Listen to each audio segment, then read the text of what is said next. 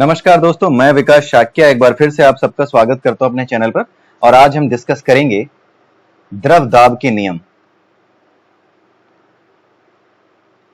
ठीक है, द्रव दाब के नियम, इंग्लिश में इसको कहते हैं law of pressure in liquids.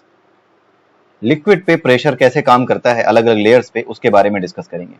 ठीक है, तो सबसे पहला नियम वो ये है कि अगर कहीं पर पानी भरा हुआ हो किसी बर्तन में, ठीक है, और इसकी ऊंचाई h है ये सपोज, ठीक है, तो जितनी कम ऊंचाई होगी, जितनी कम गहराई होगी, ठीक है, जितनी जो है कम गहराई होगी, यहां पर कम गहराई पर उतना ज्यादा दाब पड़ेगा, दाब अधिक पड़ेगा। और जितनी ज्यादा ऊंचाई होगी वहां पर दाब क्या होगा, कम होगा। लेकिन आप ये कहेंगे कि कल हमने एक फॉर्मूला पढ़ा था h इंटू डी इंटू जी, जहां पे h ऊंचाई है, तो इस हिसाब से जो हमारा प्रेशर है वो हमारी हाइट के इट्स डायरेक्टली प्रोपोर्शनल है। इसका मतलब है कि जैसे ऊंचाई बढ़नी चाहिए तो दाब भी बढ़ना चाहिए, और सीधी सी बात है दाब जो है अधिक होगा।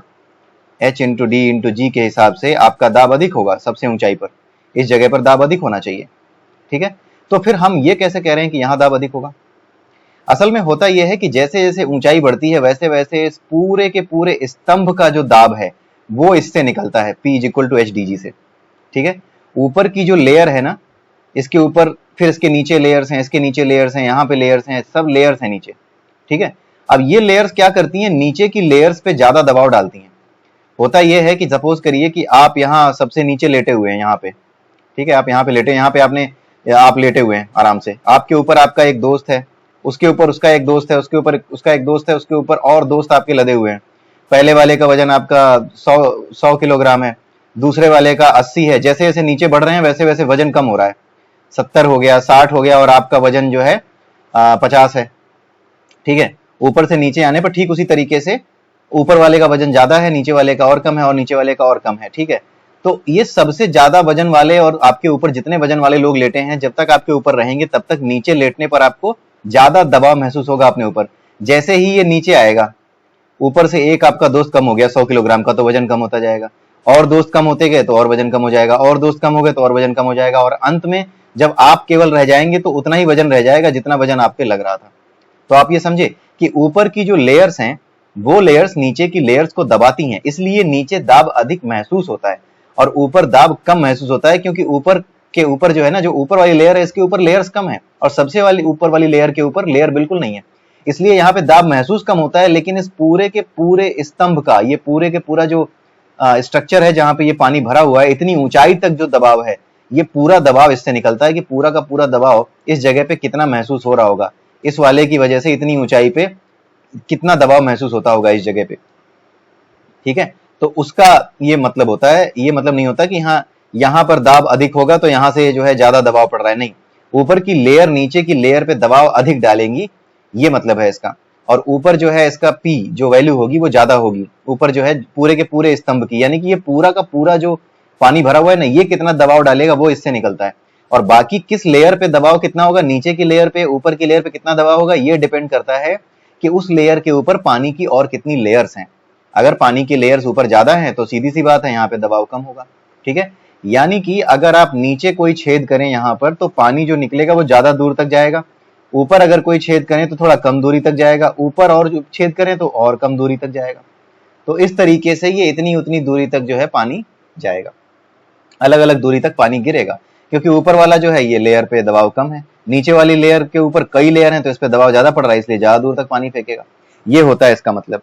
ठीक है, तो आइए अब अगला देखते हैं टॉपिक, अगला रूल देखते हैं। अगला रूल क्या है? अगला रूल ये है, सेकेंड रूल ये है कि एक ही ऊंचाई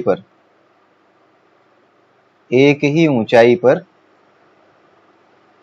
दाब चारों ओर बराबर होगा।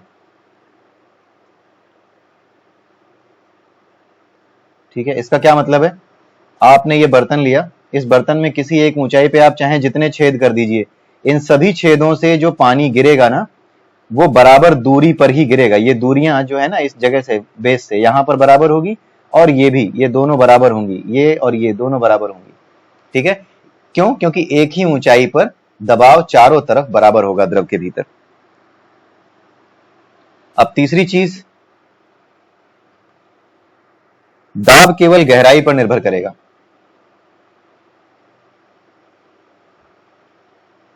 दाब केवल गहराई पर निर्भर, आयतन पर नहीं। ठीक है, दाब केवल गहराई पर निर्भर करेगा, आयतन पर नहीं। इसको जरा ठीक से समझिएगा, इसका क्या मतलब है। ये मान लीजिए एक बर्तन है, इसमें आपने भरा है 5 लीटर पानी। ठीक है, तो यहां पर जो दबाव होगा वो इसको दूर तक फेंक रहा है, मान लीजिए यहां तक। अब जरा एक बर्तन और देखिए, ये बर्तन क्या है, ये थोड़ा चौड़ा है। ठीक है, और इसमें पानी आपने थोड़ा क्या किया है, 5 लीटर ही भरा है। इसमें भी क्या है, 5 लीटर ही पानी भरा है, लेकिन ये बर्तन चौड़ा है। ठीक है, ये बर्तन जब चौड़ा है और यहां पर आपने उतनी ही ऊंचाई पर छेद कर दिया जितनी ऊंचाई पर इस बर्तन में छेद था, और यहां से जो पानी गिरेगा आपको लगता है कि ये उतनी ही दूरी गिरेगा जितनी दूरी ये गिर रहा है। ऑब्वियसली उतना नहीं गिरेगा, ये ज्यादा दूरी तक गिरेगा, ये ज्यादा दूरी तक गिरेगा, ग्रेटर डिस्टेंस, और ये छोटी दूरी तक, कम दूरी तक गिरेगा, लेस डिस्टेंस, ये कम दूरी तक जाएगा। ठीक है, तो जो ये प्रेशर है पानी का किसी एक पॉइंट पे या किसी एक लेयर पे वाटर के या आपके लिक्विड के, ये किस पे डिपेंड करेगा, ये केवल और केवल डिपेंड करेगा गहराई पर। ठीक है, ये आयतन, ये 5 लीटर यहां भी है, 5 लीटर यहां भी है, इस पे डिपेंड ही नहीं किया कि 5 लीटर यहां पर भी 5 था, यहां पर भी 5 था, तो यहां पे बराबर दूरी तक नहीं गया। इसका मतलब है लीटर क्या है, ये आयतन है इसका, 5 लीटर आयतन है पूरा। तो ये जो 5 लीटर आयतन है, ये दोनों के दोनों 5 लीटर ही है, लेकिन यहाँ पे कम दूरी पर जा रहा है और यहाँ पे ज्यादा दूरी जा रहा है। क्यों? क्योंकि यहाँ गहराई ज्यादा है इसलिए दूरी पे जा रहा है, और यहाँ गहराई कम है इसलिए कम दूरी पे जा रहा है। तो यही यहाँ पर समझाने की कोशिश की गई है कि आयतन आयतन पर निर्भर करेगा ही नहीं। अगर आयतन पर निर्भर करता तो जितनी दूरी तक ये फेंक रहा था उतनी दूरी तक ये भी फेंकता। ये आपको समझ में आ गया होगा, आई होप। ये बहुत ही सिंपल कॉन्सेप्ट है और ये कई बार पूछा जाता है, और एग्जाम में कई बार आप जो है समझ नहीं पाते कि हाँ क्या पूछा जा रहा है। ठीक है, दाब केवल गहराई पर निर्भर करता है, आयतन पर नहीं। लोगों को लगता है कि यार ये आयतन यहाँ पे इसको जो है 10 लीटर कर दें तो जो है यहाँ पे और तेजी से जो है वो जाने लगेगा। लेकिन यहाँ पर जो मतलब है इसलिए है, इसका मतलब इसलिए है यहाँ पर कि आयतन पर इसका कोई फर्क नहीं पड़ता। क्यों? क्योंकि बराबर आयतन लेने पर भी अलग अलग बर्तन में अलग अलग दबाव रहेगा। तो आपको इसको यहाँ पे आयतन को ना कांस्टेंट समझ करके इस कॉन्सेप्ट को समझना है। आयतन को आप कांस्टेंट समझ करके जब इस कॉन्सेप्ट को समझेंगे तब उसके लिए ये रूल दिया गया है। ठीक है, बाकी जो रूल है वो पहला रूल तो है ही, P is equal to H into D into G. जितना ज्यादा प्रेशर होगा, जितना ज्यादा ऊंचाई होगी उतना ज्यादा प्रेशर बढ़ेगा। तो इसमें अगर आप आयतन बढ़ाते जाएंगे तो इसका प्रेशर यहाँ पे बढ़ेगा, लेकिन उसको आपको ऊंचाई के संदर्भ में देखना होगा, आयतन के संदर्भ में डिफाइन नहीं किया जा सकता, क्योंकि आयतन यहाँ पे गड़बड़ा जाता है। यहाँ पर बर्तन का साइज बदलते ही आयतन जो समान होते हुए भी, आयतन इक्वल होते हुए भी, आयतन मतलब वॉल्यूम, इंग्लिश मीडियम के स्टूडेंट अगर आप हैं तो इंग्लिश में इसको कहते हैं वॉल्यूम। तो वॉल्यूम अगर आपका एक जैसा भी है तो भी क्या होगा, ये यहाँ पर अलग अलग रिजल्ट देने लगेगा। इसीलिए अगर किसी फैक्टर पे रिजल्ट अलग आता है, अगर कोई फैक्टर ऐसा आता है जो कि रिजल्ट अलग देता है, तो उसे हम शामिल नहीं करते अपने कॉन्सेप्ट में। इसीलिए आपको आयतन को, कॉन्सेप्ट को शामिल नहीं करना है इस कॉन्सेप्ट में। तो दाब केवल गहराई पर निर्भर करेगा, आयतन पर निर्भर नहीं करेगा। तो कितनी गहराई है यानी सिर्फ और सिर्फ एच पर निर्भर करेगा, कितना आयतन है इस पर कोई, कितना वॉल्यूम है इस पर कोई इसका लेना देना वॉल्यूम से नहीं होता। ठीक है, अब चौथा नियम है। चौथा नियम क्या है, मान लीजिए आपने एक ऐसा बर्तन लिया, बीच में ऐसा लिया और यहां पर लास्ट में आपने ऐसा लिया। ये एक ही बर्तन है और अलग अलग तरीके से भरे हुए हैं। यहां पर आपने क्या किया, पानी भरा बराबर ऊंचाई पे, बराबर ऊंचाई पे पानी भरा। तो यहां पर क्या है, तीनों के आकार, इसका आकार अलग है, इसका आकार अलग है, तो क्या है यहां पर तीनों बर्तनों के आकार अलग हैं और इनमें समान ऊंचाई पर द्रव भरा है।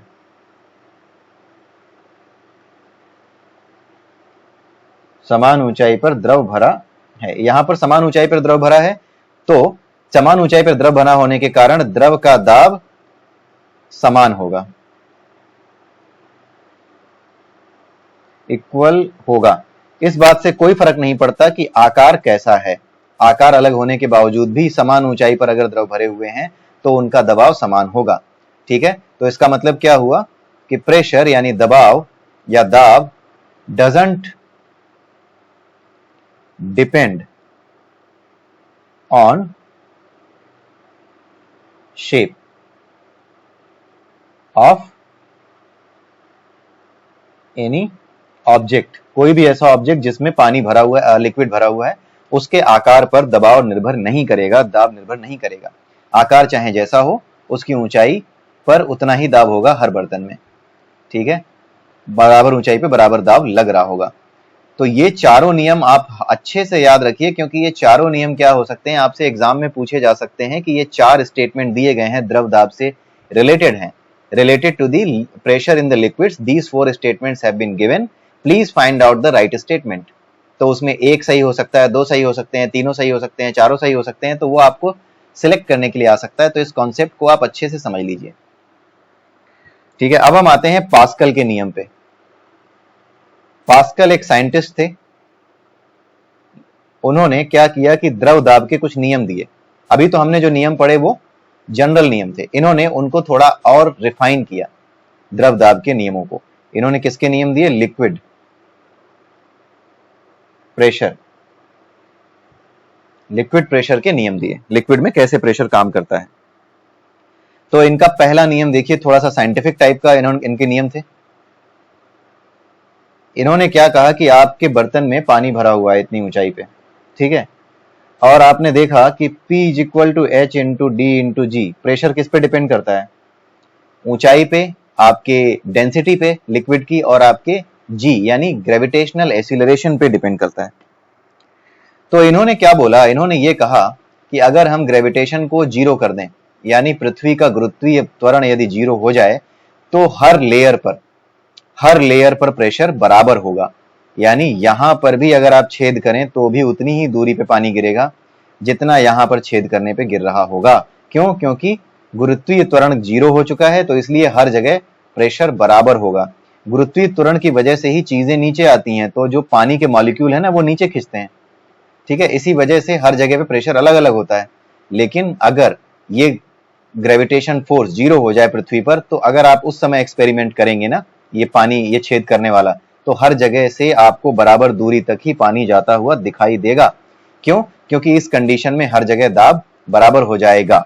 ये पहला नियम है, इसको आपको याद रखना होगा। तो ये आपके इस तरीके से ये क्वेश्चन एक पूछा जा सकता है कि हमारी पृथ्वी का गुरुत्वीय त्वरण जीरो हो गया है, तो किसी बर्तन में भरे हुए लिक्विड में हर लेयर पर, हर ऊंचाई पर दाब पर क्या प्रभाव पड़ेगा। तो उसमें पूछा जा सकता है कि ऊपर की लेयर पे दाब ज्यादा हो जाएगा, नीचे पे कम हो जाएगा, या नीचे ज्यादा हो जाएगा ऊपर कम हो जाएगा। ऐसे करके पूछा जा सकता है कि इसमें से कौन सा सही है।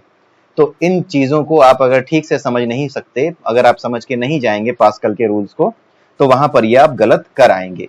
और इसी तरह के क्वेश्चंस आपके एग्जामिनेशंस में बनते हैं, चाहे वो आईएएस का एग्जामिनेशन का क्वेश्चन पेपर हो, चाहे किसी का हो, वहां इसी तरीके से क्वेश्चंस बनाए जाते हैं। दूसरा नियम ऑलमोस्ट सेम ही है जो हम पहले पढ़ रहे थे। दूसरे नियम में यह कहा गया है कि आपके किसी बर्तन में आपकी कोई लेयर है पानी की, मान लीजिए इतनी ऊंचाई तक पानी भरा है, लेकिन हम इस लेयर को लेते हैं, पानी की इस लेयर को लेते हैं, अंदर पानी में इस लेयर को पकड़ लेते हैं। तो इस लेयर पर जो फोर्स लगता है, फोर्स की बात क्यों कर रहे हैं? क्योंकि दाब क्या है? दाब फोर्स बाई एरिया ही तो है। बल और क्षेत्रफल, एरिया, फोर्स पर एरिया, पर यूनिट एरिया जो फोर्स लगता है उसी को प्रेशर कहते हैं। तो ऊपर से जो एक फोर्स लग रहा है इस पर्टिकुलर लेयर पे लिक्विड की, इसकी वजह से जो प्रेशर, ये जो फोर्स यहां पर पड़ रहा है, ये फोर्स केवल इस पॉइंट पर नहीं पड़ रहा है, ये जो फोर्स है ना पूरा का पूरा पूरी इस लेयर पर, पूरे बर्तन में पूरी इस लेयर पर इक्वली डिस्ट्रीब्यूट होता है।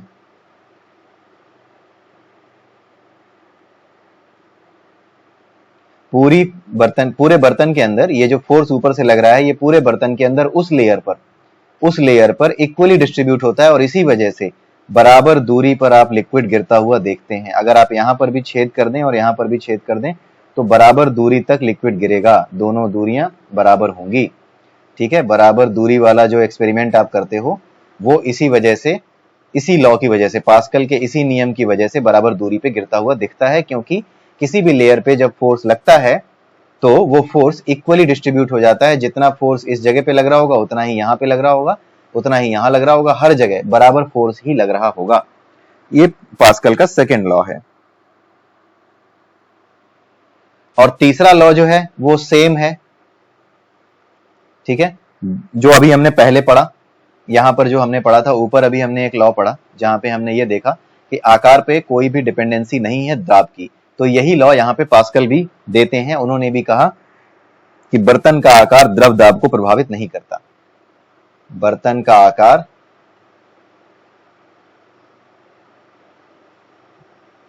No impact on pressure. बर्तन का आकार आपके प्रेशर पे, लिक्विड के प्रेशर पे कोई असर नहीं डालता। ये तीसरा नियम था, ठीक है।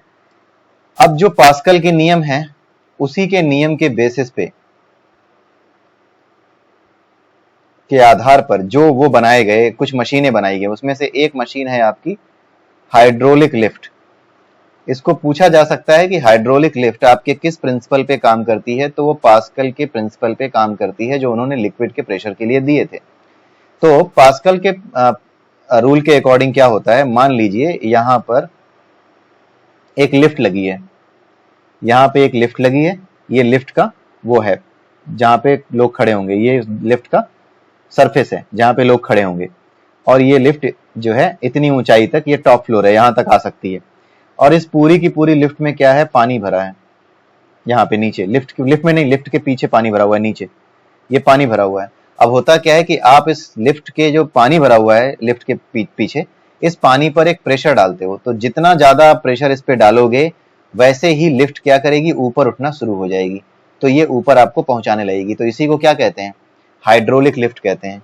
तो हाइड्रोलिक लिफ्ट इसी बेसिस पे पास्कल का जो रूल होता है, पास्कल के जो प्रिंसिपल्स होते हैं, पास्कल ने जो प्रिंसिपल्स दिए हैं, इसी प्रिंसिपल के बेसिस पे काम करती है, ठीक है। पास्कल के नियम के आधार पर ये काम करती है। पास्कल ने बताया ना कि ऊंचाई, जितना ज्यादा प्रेशर डालोगे उतना ज्यादा आपका इक्वली डिस्ट्रीब्यूट होकर के उस चीज को उतनी दूरी तक ये फेंकता है। उसी तरीके से यहाँ पर जैसे ही आप प्रेशर डालोगे तो इक्वल प्रेशर आपका लगता है और वो इक्वल प्रेशर उस चीज को ऊपर उठाता है। ये क्या आ गया बीच में, इसको किसने बुलाया, ठीक है, बंद हो गया, ठीक है। तो इक्वल प्रेशर वाला जो प्रिंसिपल है कि ऊपर से जब आप प्रेशर डालोगे तो ये पूरे क्षेत्रफल पर बराबर दाब लगाएगा और इसको बराबर ऊपर उठाएगा, ठीक है। तो लिक्विड प्रेशर के जो पास्कल के रूल हैं, पास्कल के रूल्स हैं, उसी रूल से ये मशीन बनाई गई है, उसी रूल के बेसिस पे ये मशीन बनाई गई है। अब एक क्वेश्चन देख लेते हैं, न्यूमेरिकल ये है, सिंपल सा है। H है हमारा 40 सेंटीमीटर। ये कहा गया कि एक बर्तन में 40 सेंटीमीटर की ऊंचाई तक पानी भरा हुआ है। उसका जो घनत्व है वो 1.2 ग्राम पर घन सेंटीमीटर है, ठीक है। और बर्तन की तली पर दाब पूछा गया है और जी हमारा क्या है, 10 है। और बर्तन की तली पर दाब पूछा गया है, जी हमारा 10 आपका जो है वो है केजी पर मीटर स्क्वायर, ठीक है, गुरुत्वीय त्वरण, ठीक है। तो हमारा जो प्रेशर है वो कितना होता है, H इंटू डी इंटू जी। तो यहां पर आप क्या करना कि सेंटीमीटर को, हाइट को आप मीटर में कन्वर्ट कर लेना, ठीक है। और डी को आप कन्वर्ट कर लेना ग्राम को किलोग्राम में, और जी से आप मल्टीप्लाई कर देना। तो आपको उसमें आ जाएगा एमकेएस सिस्टम में, पूरा का पूरा जो पड़ रहा है न्यूटन पर मीटर स्क्वायर, वो पूरा का पूरा जो प्रेशर पड़ रहा है वो आपको एमकेएस सिस्टम में मिल जाएगा। एमकेएस सिस्टम में क्या होता है, metre, kilogram and second. So metre और किलोग्राम में कन्वर्ट करना पड़ेगा। तो 40 सेंटीमीटर कितना हो जाएगा, 40 इंटू 10⁻⁻² मीटर इंटू डी का मतलब है 1.2 ग्राम, इसका मतलब है 10⁻⁻3, ठीक है, इंटू 10। इसको मल्टीप्लाई कीजिए, जो वैल्यू आए वही आपका टोटल जो वैल्यू है वो मिल जाएगी आपको। पास्कल जो पास्कल के रूल के अकॉर्डिंग, पास्कल के रूल के अकॉर्डिंग नहीं, इस फार्मूले के according H into D into G जितनी वैल्यू आए वो आपको पूरा का पूरा प्रेशर बता रही होगी, ठीक है। तो इस तरीके से आप इसको सॉल्व कर सकते हैं। एक रीजनिंग का क्वेश्चन और आता है कि जिस आदमी को हाई ब्लड प्रेशर है,